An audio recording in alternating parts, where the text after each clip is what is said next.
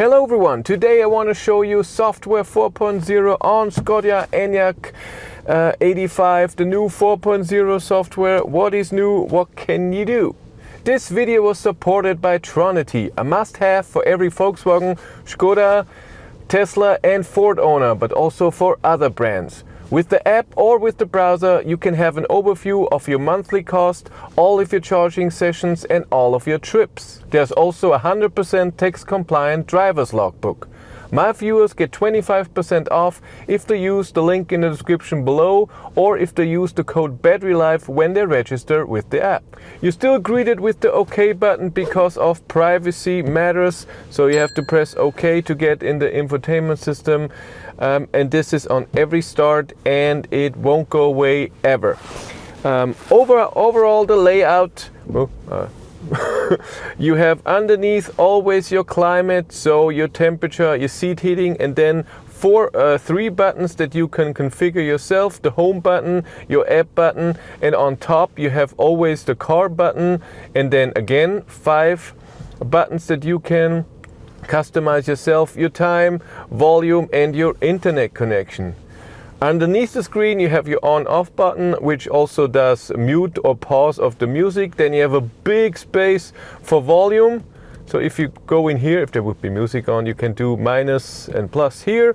And underneath all of this you have still a few buttons that you can do: hazards, locking, then you can get to your assist system, your drive mode, parking menu, climate, and then you have the 2 climate buttons, so defrosting the front and defrosting the rear. You can change the layout by long pressing here or whatever you want, and then you go on each of those windows and then select what you want. And of course the size means also that you have more options. For the big one you only have radio, telephone, and on the middle ones you have a few more, and on the small ones you have all of them. You can of course add a new window. You have a few different designs: very big, half big, a bit bigger, and your tiny ones. So only those 3 and that's it. And you can add a few more if you want to, and then again you can change all of those things if you want to. Right now I don't have anyone in here, so you have those 2. Overall, I have the map here, I have charging here, I have my Android Auto or music and my phone, and on the next page I have here my driving data, again music, again charging, and my phone. These are the things that I need the most. I don't need anything else, but you can of course put other stuff in there. You still have your favorite button up here that you also can change. Long press, and then you can go through 4 windows and put those up here, and of course you have the brightness here as well. To customize the buttons up here, long press, and then you select what you want up here. For those 5 buttons you have a selection of those 3 pages, but the 3rd page only has 1 entry. When you're done, finish. The bottom buttons are different. You press them long, but then you only have a selection of 3. So 4 with the one that you have in. No, that's not true. It's just weird, but you don't press it. You have to hold it and move it there. So I don't know why this is like this and up. I don't get it, but that's how it is. And then you have to press OK, and that's it. And then your app button, you have all the apps all the time, and this you cannot change. You can edit now and go down and change the other ones. That's it. So this is always there. The home button to always get back. And I now have climate, navigation, Android Auto down here. Your seat heater in 3 steps. And your temperature that automatically shows sync if you change temperature to sync it with the passenger. Steering wheel heater is on the steering wheel on the left side. And off. Let's go through some things. Let's go through the buttons down here first. Assist. You can select one of those buttons to get into the setting you want, or as a list. I have it as a list, and as always when we drive on, I turn off lane assist, I turn off the speed warning and the drowsiness monitor. Lane assist, keeps you in the lane when you're driving, and it notices that you're a bit over the lane. On narrow country roads, this can be a bit uncomfortable.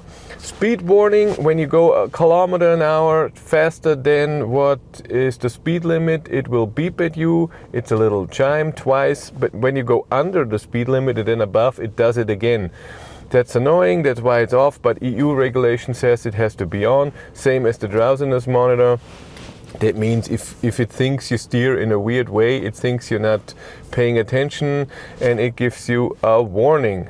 You have your front assistant here, travel assist, where you can turn on and off or assisted lane changing, your speed limiter, adaptive cruise control, you can select less distance or a distance that's always in there. Speed limit response, this means that when there's a speed limit, it will adjust the cruise control to that speed limit, but exactly to that, not 5 kilometers an hour more or so. And road layout response is that it knows from corners and stuff that you should drive slower, even though the speed limit is higher, and it will tell you, hey, I'm gonna slow you down now. And this is sometimes nice, sometimes annoying. It depends on the road. It takes this data out of the navigation. You then have your speed limiter, you have your eco assist, where you can tell the car to tell you, hey, please step off the power pedal and use regen or coast, so you have less consumption. And side assist, this is your blind spot warning in the mirror, where you can have it on or off, and how bright the light should be. Next is your drive mode. We have 4 different drive modes: eco, comfort, normal. It's always in normal when you get into the car. Sport with a bit more torque. I don't know what the difference is between comfort and normal. Eco, you have a bit less power, but there's a button in the accelerator pedal. When you press that, you jump out of eco and you have full power. And individual, where when you do it, not here you can, if you press the mode button here, you can just decide what mode you're going to drive in. I have drive modes up here, and then I can adjust those. Comfort mode offers comfortable driving. I don't know what the difference is. And in adjust, you can now then adjust the dynamic chassis control, how it reacts to bumps and everything, more comfortable, more sporty. The steering can be in sport or normal. The drive can be in eco, normal or sport. Adaptive cruise control, eco, normal, sport. How does it react to speed changes? Air conditioning in eco or normal. You can adjust all this. I love this drive mode. Always have it in this. Parking. When you go in the parking menu, you can have your camera, 360-degree camera, and go through what you want to see. Are you not going to go through the side? Can I not see the side? Yeah, there we go. The rear, side, and front, and you can adjust the camera also. In park assist, you will see if there's a parking spot on your right, on your left. If it is like this or like this, you adjust how you want it, and you can set it that it please park itself. You have a few settings in here for parking, also the volume for your parking sensors when you do the parking. Climate.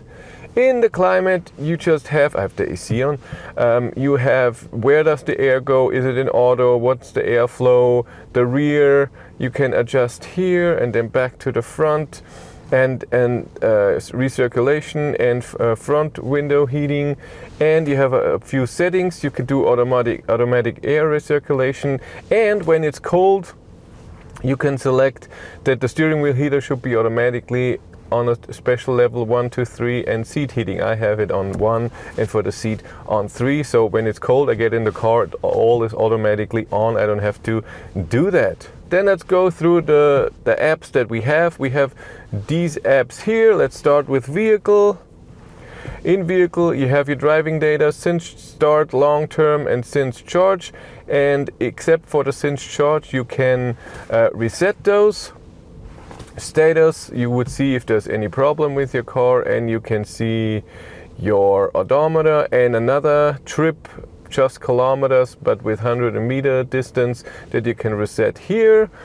And in your vehicle, you have your settings. Interior, For the head-up display, for example, you can do the position, augmented reality display, what if you want that on, and what you can select if you don't want the navigation on and stuff like this.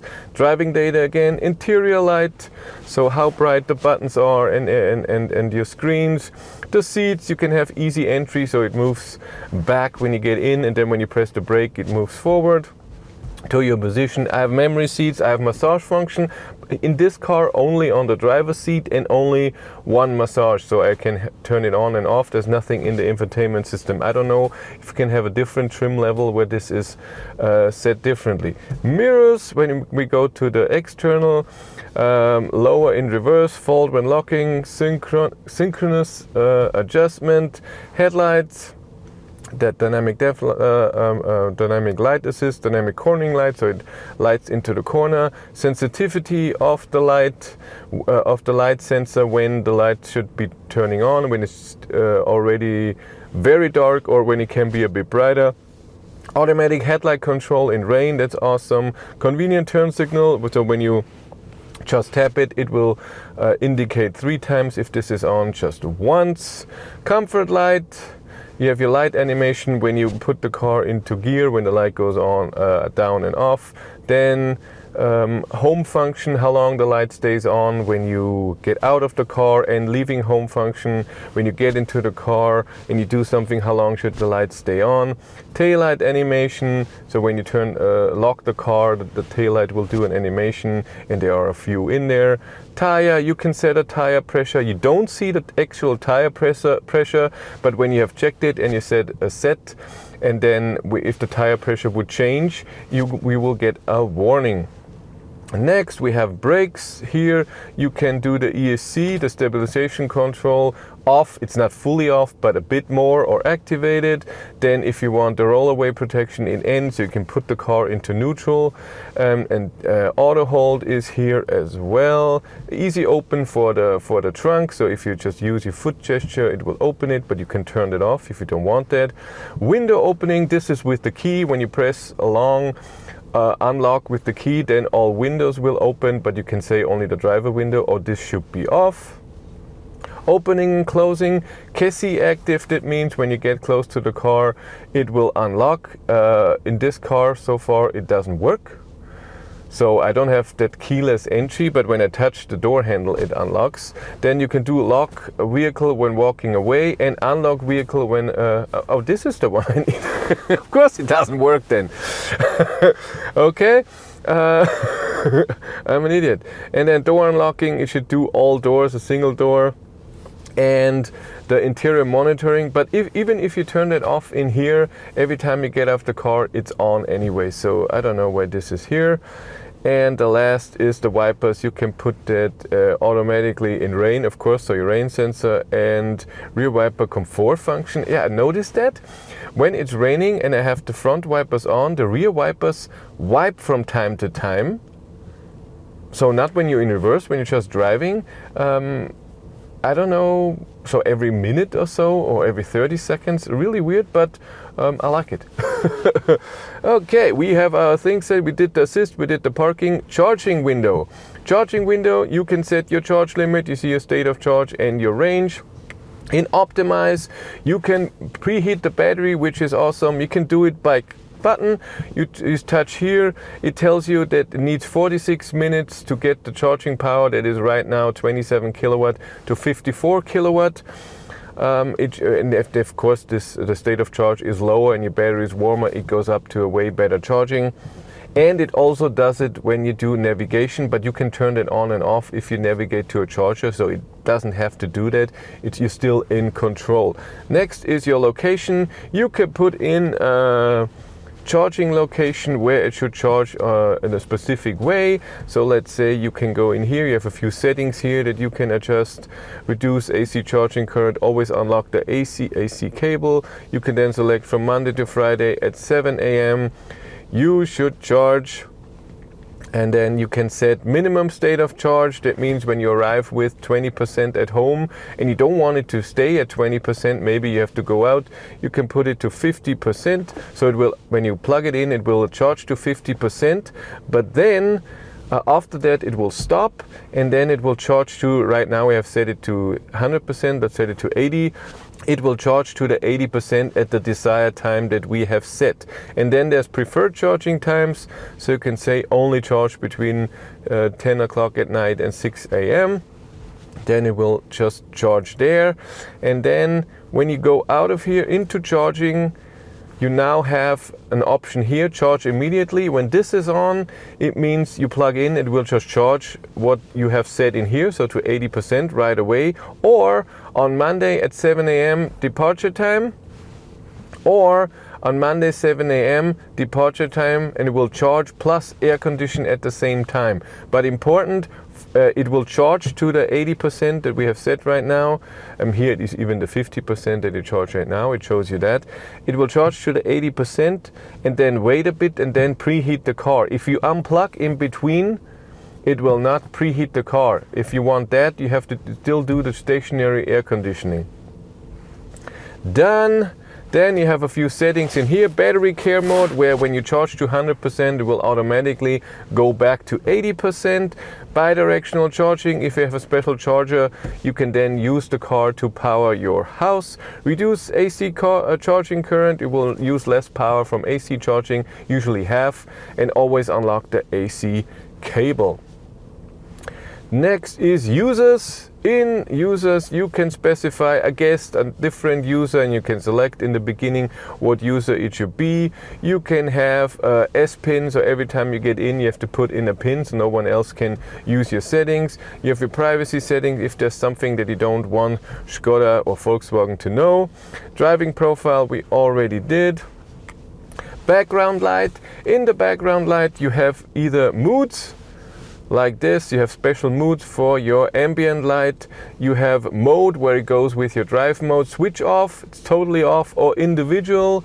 When you go in here, you can select two colors, and then two areas have those colors. So if you have selected two, and then the areas, you can all do a different brightness. So for the foot area, and these light up when you press on it, so you know what area it is. So for example, the door, I can make that brighter, and the foot area darker, and stuff like that. Next are the seats. It's the same as we had before, convenient function, and the synchronize with the passenger seat. So if I do synchronize and hold it, the passenger seat will duplicate what my seating position, but slowly, and I have to press and hold.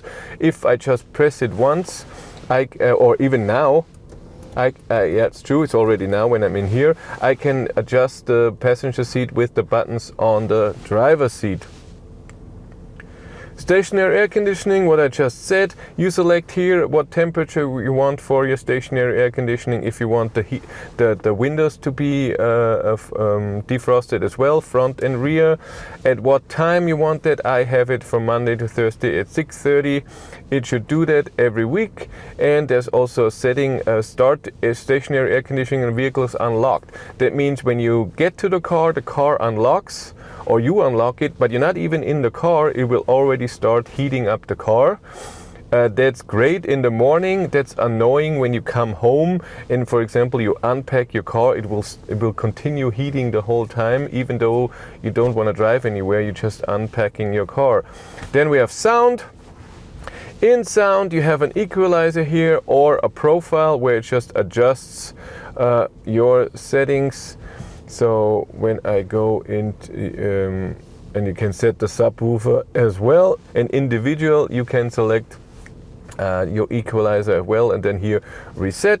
Focus, you can do a balance where the sound should be, where the focus should be, and then surround sound, how much you want. Then you have volume control for your radio announcements, speed dependent volume adjust, maximum switch on volume, that's awesome. Yeah, I don't have anything playing, so I cannot adjust any sound thing. Then your voice assistant and navigation announcement, and the goodbye sound that I have turned off. And then you have a few buttons, touchscreen tone, a tone for other control, enabling tone, infotainment system, after safety interruption, and goodbye sound. I have them all off. What else do we have here? A calendar. Get started. Calendar on the move. I have never used this. I have no idea. You have your shop. In the shop, I have a few things, but I don't have Spotify, which I have in my ID7 with ID Software 4.0. That's weird. Where is my information about the software, so we could see that it's 4.0? It's true, I'm not lying. Shop traffication should be anything accident, roadworks, traffic jam, object on the road and stuff like this. Works well in the navigation.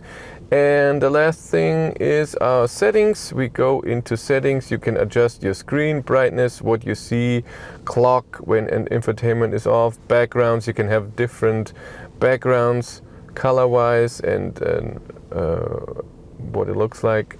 Connection, Wi-Fi, mobile devices, information about your system, and you have a configuration wizard. And then in settings here we have more time and date, language, additional keypads, unit, voice assist. Yeah, the voice assist, where was that? We didn't get to that. Okay, but you have the same voice assist that you have in Volkswagen. You just have to say something different and then it will say what you have said, and then you get a sound, and then it will search the internet for answers, or when you do navigation, all of this works the same way. Android Auto, I think, will be the same as Apple CarPlay. It takes up the whole screen except for the row down here and row up there, which is awesome, so you can always go back. And if you have it down here, you can always go back to Android Auto as well. That's awesome. You can adjust that very well. And then we have navigation. Navigation can be your full screen, or then here a tiny part, and this follows this. So when I go in here and move it somewhere, so not even on my car, go back, it will stay that way. And to go back, you can still press here, which is awesome, but if you need to adjust a bit more, you have to go in here. You can select if you want your chargers to be shown, what chargers it should be, and I have it on 50 kilowatt chargers, doesn't have to be available. And then I can navigate, and for navigation, of course, when we go back how do you go back just one? You can of course have the map in going to north, 2D or 3D like it should be. Oh, all rhymes. And then in navigation, you can select your announcement, if they should be brief, comprehensive, or just a sound, or off. During calls, you have your color scheme. I always have it at night. It can be automatic, that when it's light outside, the screen is then bright. You can see your show your range on the map. A basic function, and the important thing is route guidance. So here you can select what you want to be shown as options, and in the options you then have avoid motorways and tolls and stuff like this. And the most important thing are those two things: rapid charging optimization with active route guidance. So if you navigate to a charger, it will preheat the battery when you add the charger. It will not wait till the end and then heat like crazy. It will heat up the battery gradually, so just a bit, not with full power, that when you are there it has the perfect temperature. And add charging stopovers automatically. If you navigate to something far away, it will do that by using Power Pass, and you can select the range remaining at a charging stop and at your destination. Let's navigate to Dresden. Let's start. It will add the chargers. And it just added one charging stop in Czechoslovakia, because the route can go through Czechoslovakia. It thinks we arrived there with 21%. We should charge to 53%, 13 minutes. You can select a different charger just by loading data. Let's say I want this 150 kilowatt charger, and say add. What does it do? Will it add both chargers or just one? 300 kilowatt Weiden. Now it's a total different trip now. Okay, it arrives with 19%, charging to 95, which is not good. You will arrive, but it's not a great route. You shouldn't do that. What if I do this and add? Now it has us do 2 charging stops. Would be better, by the way. And it changed the one that we just did. That's good. And it tells us we arrive at the destination with 11%, 2 charging stops, 37 minutes. The whole trip should take 5 hours, 16 minutes, 455 kilometers. And you can see the whole trip by, oh, I thought there was a button, what you press, and then you see the whole trip. I was so sure. Yeah, it is. Here you have to be on the starting. And then you can see your trip, and you see your charging stops as well. Here, and here the one that we added. No, and here there's a favorite that I have put in, but it wants to charge here, and then here. This is just a line because we have show range on map. If you want to follow me on Instagram, BatteryLife1, and if you want to support the channel, there's a Patreon link in the description below, and here on YouTube there's also channel membership. But that's it for me. Thank you very much for watching. Have a great day and take care. Bye.